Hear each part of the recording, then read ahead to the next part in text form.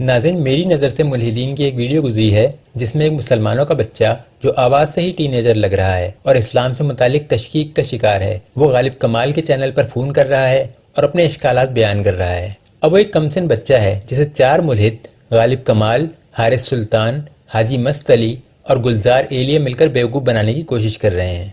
इस 31 मिनट की वीडियो में उस बच्चे ने उन मुल्हिदीन से काफ़ी सवाल पूछे और चारों मुल्हिदीन ने मिलकर उसे न सिर्फ दीन इस्लाम की गलत मालूमात देकर बल्कि साइंस की भी गलत तशरीहात पेश करके बेवकूफ़ बनाने की कोशिश की। इन सवालों में कुरान में मौजूद 2 दरियाओं के आपस में मिलने का मामला, आसमान से लोहा उतारने का मामला, ज़मीन के फ्लैट होने का मामला, चांद के 2 टुकड़े होने का मामला, खाल में मौजूद दर्द महसूस करने वाले पेन रिसेप्टर्स का मामला, फिर जिन्नात का मामला वगैरह शामिल हैं। इन तमाम मामलात पर हम अपनी आइंदा कुछ वीडियोस में बात करेंगे। आज की वीडियो में हम सबसे पहले कुरान में मौजूद 2 दरियाओं के मिलने से मुतालिक बात करेंगे। पहले जरा मुल्हिदीन का मौक़िफ़ उन्हीं की ज़ुबानी सुन लें, फिर इस पर बात करते हैं। बात ये है कि इसका जवाब मैं आपको अपना देता हूँ। सूरह रहमान में एक आयत है, उसमें कह रहा है कि 2 समुद्रों का जिक्र है। 2 समुद्रों का जिक्र है, आपस में मिलकर नहीं मिलते, वो भी एक समुद्र हैं और उनमें कहा गया है कि भाई ये कुरान में जो लिखा है ये सच हो गया। तो आप क्या जवाब देना चाहेंगे? पहले मैं इसको शुरू में थोड़ा सा आपको सतही तौर पे जवाब दे देता हूं क्योंकि Ghalib will have a lot more on that as well. ये कुछ बातें ऐसी हैं जो आपको वापस ले आती हैं। फॉर एग्जांपल, आपने 2 समुद्रों की बात की, वो 2 समुद्रों की बात नहीं, वो 2 दरियाओं की बात हो रही है। और इसमें कोई ऐसी खास बात नहीं है। आप दुनिया के बड़े जहां पे भी दरिया गिरता है, जो मीठा पानी होता है और जो कड़वा पानी होता है, वो आपस में उनकी रंगत डिफरेंट होती है, लेकिन वो मिक्स हो रहे होते हैं। ये गलती है बहुत बड़ी कि वो मिक्स नहीं होते, वो मिक्स हो रहे होते हैं। उसका सबसे बड़ा सबूत मैं आपको ये देता हूँ। ये जो आपने सुना होगा कि ग्लोबल वार्मिंग हो रही है, क्लाइमेट चेंज हो रहा है, ठीक है, क्लाइमेट चेंज हो रहा है। वो कह रहे हैं कि ये म्यूट करते हैं, गालिब ये उगारा आता है बीच में, आवाज खराब हो जाती है। जो पानी सतह समुद्र जो कहते हैं ऊंचा हो रहा है, वो सतह समुद्र कैसे ऊंचा हो रहा है? वो ऐसे ऊंचा हो रहा है कि ग्लेशियर्स पिघल रहे हैं। ग्लेशियर जो होता है वो मीठा पानी होता है, वो आके समुद्र में गिर रहा है। अगर कोई इनके दरमियान में बैरियर हो, अगर हम ये इंटरप्रिटेशन ले लेते हैं, अगर कोई इनके दरमियान में बैरियर हो, तरफ से आ रहा है, ये हाजी भाई की तरफ से आ रहा है शायद। हाँ जी करें बात करें। अगर हम किसी का, ये कुरान का जैसे कहता है कि इनके दरमियान में ना नजर आने वाला एक बैरियर है, अगर वो बैरियर हो तो पूरी दुनिया क्यों परेशान है कि सतह समुद्र ऊंची हो रही है? क्योंकि मीठा पानी जो है इसमें गिर रहा है। पोल्स मेल्ट हो रहे हैं, अंटार्कटिका, ग्रीनलैंड मेल्ट हो रहा है, वो सारे मीठे पानी है, वो गिर रहे हैं। अच्छा, पहली बात ये तो, ये बात तो कुरान की जो आयत है ये तो 100% गलत है।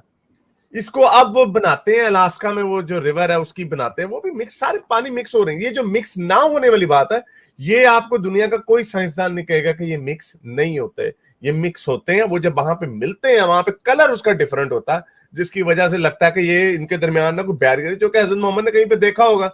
आप किसी भी जगह पे जाएं, डिफरेंट टेम्परेचर के पानी होते हैं, उनके वो आपको बैरियर नजर आ जाते हैं। नजर से आंख, और ये धोखा है आंख का। आंख से जो आम आदमी देखेगा ना, वो यही समझेगा यार ये तो पानी मिक्स नहीं हो रहा, और वही कुरान ने लिखा हुआ है। साइंसदान आपको बताएगा नहीं भाई ये मिक्स हो रहा है। अच्छा, दूसरी पहली वाली जो आपकी आयत है वो तो सिरे से गलत है। पानी मिक्स होता है, कोई साइंसदान आपको ये नहीं कहेगा कि पानी मिक्स नहीं होता। जी नाज़रीन, तो ये थी वीडियो। इसमें सबसे पहले वजाहत इस बात की ज़रूरी है कि कुरान 2 समुद्रों की बात कर रहा है या 2 दरियाओं की। जैसे हारिस सुल्तान ने कहा कि वो 2 समुद्रों की नहीं बल्कि 2 दरियाओं की बात है। मुझे इल्म नहीं कि हारिस सुल्तान ने ऐसा क्यों कहा, क्योंकि हम जानते हैं कि कुरान में समुंदर हो, दरिया हो या पानी का कोई भी बड़ा ज़ख़ीरा हो, इसके लिए सिर्फ एक ही लफ्ज़ इस्तेमाल हुआ है और वो है बहर। अगर 2 होंगे तो बहरैन का लफ्ज़ इस्तेमाल होगा। जैसे सूरह अल-बक़रा की आयत नंबर 50 में अल्लाह ताला फरमाते हैं, व इस फ़रक़ना बिकुमुल बहरा फ़अनजयनाकुम व अग़रक़ना आला फ़िरऔना व अंतुम तंज़ुरून। और जब हमने तुम्हारे लिए दरिया चीर दिया और तुम्हें इससे पार कर दिया और फ़िरौनियों को तुम्हारी नज़रों के सामने इसमें डबो दिया। इस आयत में दरियाए नील के लिए भी कुरान बहर का लफ्ज़ इस्तेमाल कर रहा है और कुरान में समुंदर के लिए भी मुतअद्दिद मुकामात पर यही लफ्ज़ इस्तेमाल हुआ है। सो ये बात वाज़ेह है कि अगर कुरान लफ्ज़ बहरैन इस्तेमाल करेगा तो इससे मुराद 2 समुंदर भी हो सकते हैं, 2 दरिया भी हो सकते हैं और 1 दरिया और 1 समुंदर भी हो सकता है।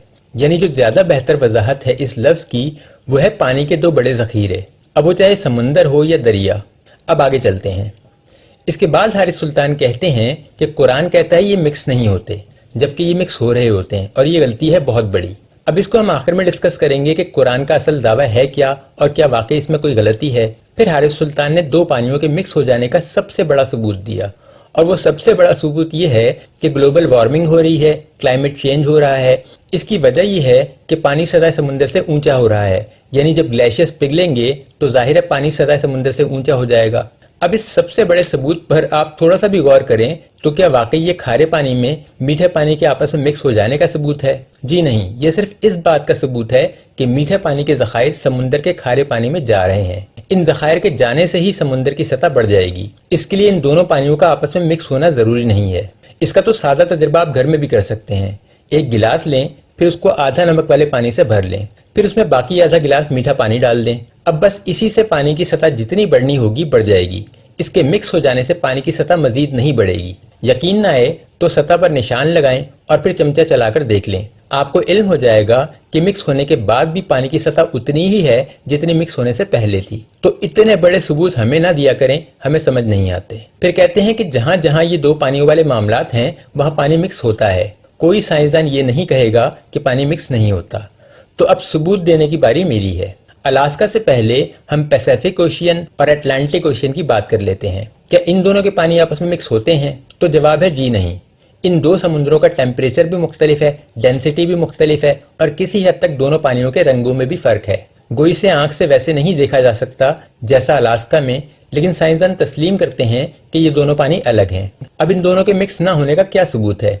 तो ये वैसा ही मंतकी सबूत है जैसा आपने दिया, यानी इन दोनों पानियों के बॉर्डर्स तब्दील नहीं हो रहे, क्योंकि इनके आपस में मिक्स हो जाने की बस यही एक सूरत है कि वक्त गुजरने के साथ साथ इनमें से किसी एक समुंदर का पानी दूसरे में तब्दील हो जाता। अगर एक जमाने से ये दोनों समुंदर अपनी कसाफत, हरारत और रंगत के एतबार से आज भी मुख्तलिफ ही हैं, तो इसका मतलब यही निकलता है कि ये मिक्स नहीं हो रहे। अलास्का में आपके पास ये सहूलत मौजूद है कि वहाँ समुंदर का पानी अपने अंदर आने वाले मीठे पानी को मिक्स करके नमकीन कर भी लेगा, तो पीछे से मजीद मीठा पानी आता रहेगा, जिसकी वजह से इस मिलाप का मुकाम तब्दील नहीं होगा। यानी हम ये सोच सकते हैं कि मीठा पानी नमकीन पानी में मिक्स हो गया, लेकिन हमें एहसास इसलिए नहीं हुआ कि पीछे से मजीद मीठा पानी आ गया। लेकिन अटलांटिक ओशियन और पैसिफिक ओशियन में हम ये सोच भी नहीं सकते, क्योंकि इन दोनों ज़खायर के पीछे कोई बैक सपोर्ट नहीं है। यानी अगर अटलांटिक ओशियन पैसिफिक ओशियन को अपने अंदर मिक्स करना शुरू कर दे तो पैसिफिक ओशियन की मिकदार कम होनी शुरू हो जाएगी और इसका बॉर्डर पीछे खिसकते एक दिन खत्म हो जाएगा और सारा पैसिफिक ओशियन अटलांटिक ओशियन में तब्दील हो जाएगा, क्योंकि पैसिफिक ओशियन में अब पीछे से मजीद पानी कहीं से नहीं आना। फिर इसकी सबसे बड़ी मिसाल सरगैसो सी है। सरगैसो सी दुनिया का वो मुनफरिद समुंदर है जिसके चारों तरफ कोई किनारा या बाउंड्री नहीं। ये समुंदर के अंदर समुंदर है। 1100 किलोमीटर चौड़ा और 3200 किलोमीटर लंबा ये समुंदर खुद अटलांटिक ओशियन के अंदर वाक़ है। इसका कोई भी किनारा जमीन को नहीं छूता, बल्कि इस सरगैसो सी के चारों तरफ भी अटलांटिक ओशियन ही है। इसकी मिसाल आप यूं लें जैसे आप बाल्टी के पानी के बीचों बीच एक तेल का कतरा डाल दें तो वह सतह पर घूमता रहता है। बिल्कुल इसी तरह एक बहुत बड़े अटलांटिक ओशियन में सरगैसो सी बगैर किसी सहारे के मौजूद है। अब ये मिक्स नहीं हो रहा, इसका तो मुझे सबूत भी देने की जरूरत नहीं, क्योंकि इस छोटे से समुंदर के चारों तरफ अटलांटिक ओशियन ही है। इसे तो साल भर में अटलांटिक ओशियन का हिस्सा बन जाना चाहिए, लेकिन नहीं बनता। इसका बरकरार रहना ही इस बात का सबूत है कि ये मिक्स नहीं हो रहा। अच्छा, यहाँ ये वाज़ेह रहे कि मैं इन सब को मौजज़ात करार नहीं दे रहा। इन सब मामलात के पीछे साइंसी वजूहात मौजूद हैं, जिन पर हम इंशाल्लाह किसी और वीडियो में बात करेंगे। फिलहाल मैं आपको इन पानियों के मिक्स ना होने के सबूत दे रहा हूँ। बहरहाल ये अल्लाह की निशानियां हैं और इनके बीच में बैरियर होने का इनकार आप नहीं कर सकते।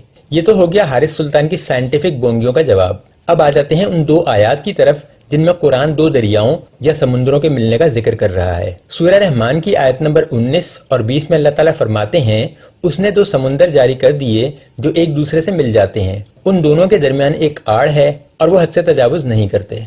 मजीद सूरह अल फुरकान की आयत नंबर 53 में अल्लाह ताला फरमाते हैं, और वही है जिसने दो समुंदर आपस में मिला रखे हैं, एक है मीठा और मजेदार और दूसरा है खारी कड़वा, और इन दोनों के दरमियान एक हिजाब और मजबूत ऊट कर दी। अब इन दोनों आयतों को आप गौर से पढ़ें कि इनमें से किस आयत में ये लिखा है कि ये मिलते नहीं या मिक्स नहीं होते, बल्कि यहाँ तो मिलने का जिक्र हो रहा है। जिस लफ्ज से ये मतलब अखज़ किया जा रहा है कि ये मिक्स नहीं हो सकते वो बरज़ख यानी बैरियर है। यानी कोई कह सकता है कि चूंकि बीच में बैरियर की बात की जा रही है तो मुराद यही होगी कि ये बैरियर उन्हें आपस में मिक्स होने से रोकने के लिए हैं। तो इस पर हम बात कर लेते हैं। सूरह रहमान की आयत में फरमाया जा रहा है, मरजल बहरैनी यल्तकियान बैनहुमा बरज़खुल ला यबगियान उसने दो समुंदर जारी कर दिए जो एक दूसरे से मिल जाते हैं। इन दोनों के दरमियान एक आड़ है और वो हद से तजावुज नहीं करते। अब यहाँ बरज़ख या बैरियर की बात तो बिल्कुल वाज़ेह है, जिसको साइंसी तौर पर भी साबित किया जा सकता है। आप गूगल पर पिक्नोक्लाइन जोन को सर्च करके पढ़ लें। ये दो मुख्तलिफ कसाफतों के पानी में बतौर कुदरती बैरियर ही इस्तेमाल होता है।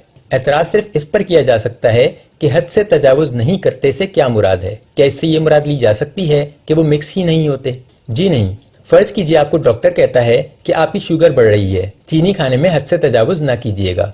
तो क्या इससे ये मुराद ली जा सकती है कि चीनी खाने पर मुकम्मल पाबंदी लग गई? जी नहीं, बल्कि डॉक्टर का मतलब ये है कि चीनी का इस्तेमाल एक हद में रहकर करना है। इस आयत में भी यही बात हो रही है कि उनके दरमियान बरज़ख है जिसमें वो हद से तजावुज नहीं करते, यानी ना तो वो फौरन मिक्स हो जाएंगे और ना ही ये होगा कि वो कभी भी मिक्स ना हो, बल्कि उनके मिलने के लिए एक हद मुतय्यन कर दी गई है। इसकी मजीद वजाहत सूरह अल-फुरकान वाली आयत में हो जाती है। उसमें बरज़ख यानी बैरियर के साथ एक और लफ्ज भी आया है, हिजरम महजूरा। ये लफ्ज अरबी में एक ऐसी पनाहगाह के लिए इस्तेमाल होता है जहाँ कुछ वक्त गुजार कर आगे जाना हो। लेकिन मसला ये है कि अगर मैं इसका तर्जुमा साबित नहीं करूंगा तो मुल्हिदों ने मानना नहीं, क्योंकि इसी वीडियो में जब उस बच्चे ने डॉक्टर जाकिर नाइक का जिक्र करके बताया कि वो दहाहा से मुराद बैजा या शुतुरमुर्ग का अंडा लेते हैं, तो मुल्हिदीन ने एतराज कर दिया कि ये मतलब अपने पास से गढ़ लिया गया है। तो ऐसा करते हैं कि गूगल ट्रांसलेट खोलकर उससे तर्जुमा करवा लेते हैं, देखते हैं वो क्या तर्जुमा करता है।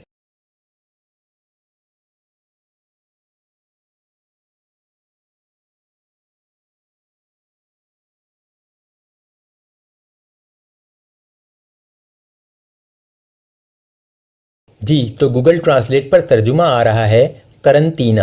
अब करंटीना का मतलब आज के दौर में बच्चे बच्चे को पता है, यानी एक किस्म के माहौल से दूसरी किस्म के माहौल में जाने के लिए बीच में किसी पनाहगाह में कुछ अरसा क़याम इसलिए करना ताकि मुताबिकत हो जाए। तो अब इस कुरानी आयत का क्या मतलब हुआ? यानी खारा पानी तो समुंदर का है, मीठा पानी दरिया का उसमें गिर रहा है। किसी हद तक बैरियर है, क्योंकि वक्ती तौर पर वो आपस में टकराता तो है लेकिन फिर अलग हो जाता है। लेकिन फिर आहिस्ता आहिस्ता वो पानी के नीचे एक तीसरा जोन बना लेता है जहां ये मीठे पानी से खारे पानी में तब्दील होना शुरू हो जाता है। इस जोन को आप मिक्सिंग जोन कह लें, पिक्नोक्लाइन जोन कह लें, करंटीना जोन कह लें, वक्ती पनागाह कह लें या हिजरम महजूरा कह लें, ये आपकी मर्जी। कुरान ने इसे हिजरम महजूरा कहा है, साइंस इसे पिक्नोक्लाइन जोन कहती है। यही मतलब है इन आयात का, और ये एन साइंसी भी है। यही बात हारिस सुल्तान भी कर रहे हैं कि वो ग्रेजुअली मिक्स हो रहा होता है, लेकिन इसका कतई मतलब ये नहीं कि जमीन पर जो 10-12 मुकामात पर ये संगम होता है उन सब के पानी आपस में मिक्स हो रहे हैं। ये मिक्स सिर्फ उन जगहों पर हो रहे हैं जहाँ एक तरफ मीठा और एक तरफ खारा पानी है, लेकिन जहाँ एक समुंदर का पानी दूसरे समुंदर के पानी से मिलता है वहाँ ये मिक्स भी नहीं होते। फिर कुछ मजीद बातें भी हैं जिनका जानना जरूरी है।